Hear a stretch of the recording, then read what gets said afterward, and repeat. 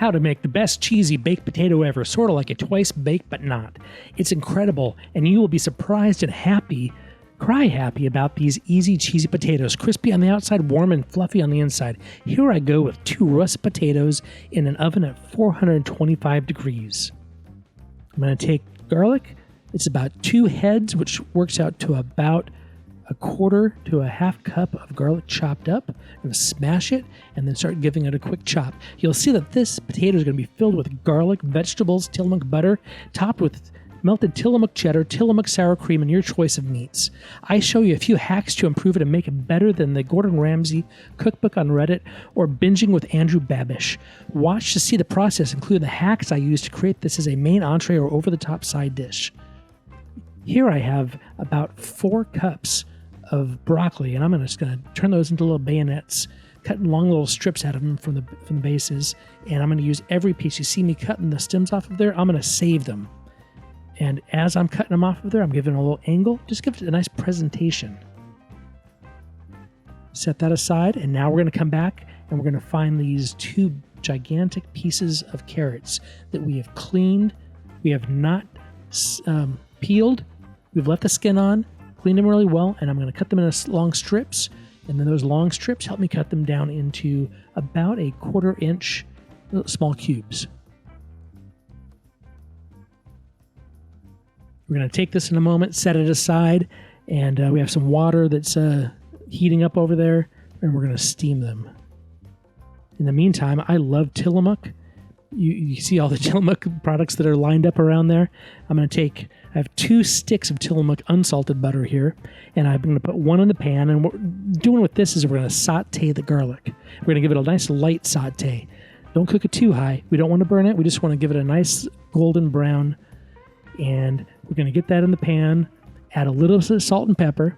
You're going to see every time we add new food ingredients, I'm adding a little bit of salt and pepper, and each time, each one of those shakes is turning out to be about an 1/8 to a 1/4 of a teaspoon coming out of there. And here I already have the carrots and broccoli and the water that's steaming really well. You can see it aggressively cooking back there. And here that you look at that garlic that's cooking really nicely. But I gotta confess, I did exactly what I told you not to do. Hey, I burnt that garlic. But hey, this is a new batch of garlic and butter.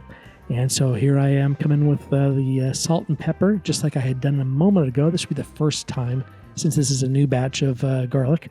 And we're giving that the same light saute, low, medium heat, not looking for it to be cooked really a lot, but just a nice light saute. Once the broccoli and carrots is done, which we're going to be able to tell, look, it's still a small snap there. It's still snapped, so it's a little bit firm, but cooked all the way through. I'm just going to dump it right into that pan with the butter and the garlic and the salt and the pepper. And then what I'm doing is incorporating all that butter around all of the broccoli and carrots. And if I give it a quick stir, add a little bit more salt and pepper, we can get all the butter incorporated around it. Here I come in with some of the Tillamook original cream cheese. It's really cold, so it comes out in a big chunk, but what I'm going to do is just kind of press it down into the pan. While I'm pressing into the pan, I'm going to make sure that I'm not actually smashing any of the vegetables. I want to keep all of those broccoli and the carrots whole, but as we start to get the the cream cheese incorporated into the dish, it heats up and it works into the vegetables a lot easier. Once it's all incorporated, I'm happy with it. Please leave a like on this video if you have not done so yet.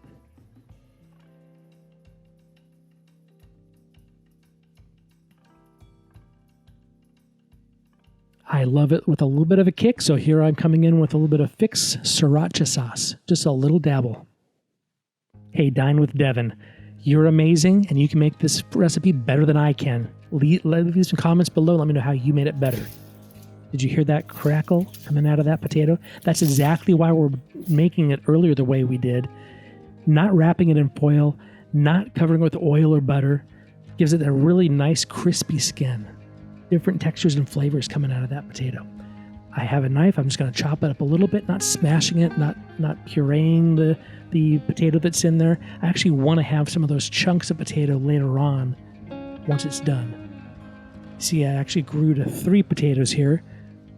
I threw one more potato in at the last moment just to have some variety in what I was doing with these potatoes. But I'm adding that butter, which that's the reserve stick of butter we kind of left to the side. And I'm using 3/4 of that stick split between the 3 baked potatoes.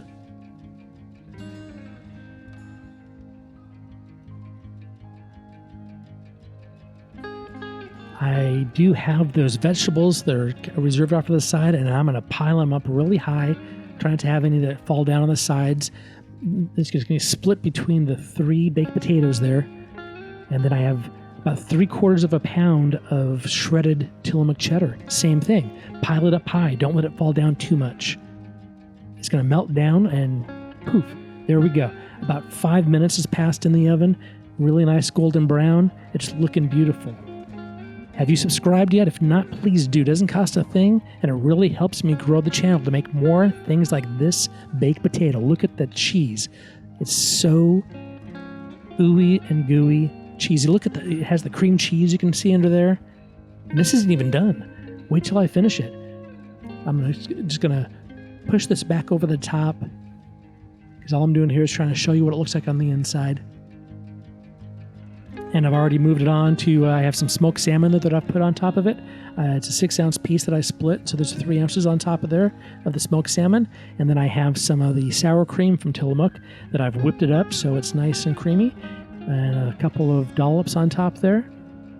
Once again, we'll come back in with some salt and some pepper.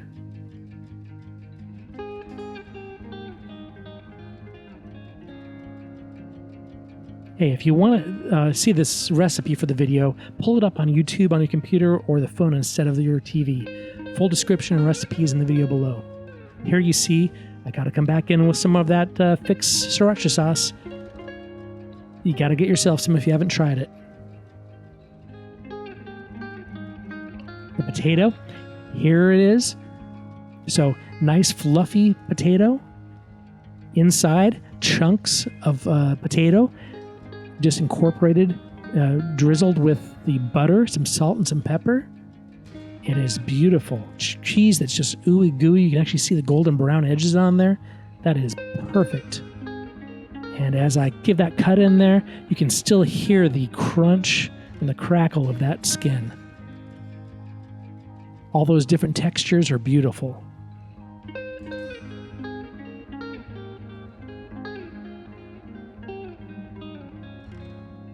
Here, this is, I've been waiting for this the entire time I'm making it, and that is delicious. Please share this video. Hey, like it, subscribe. I appreciate you.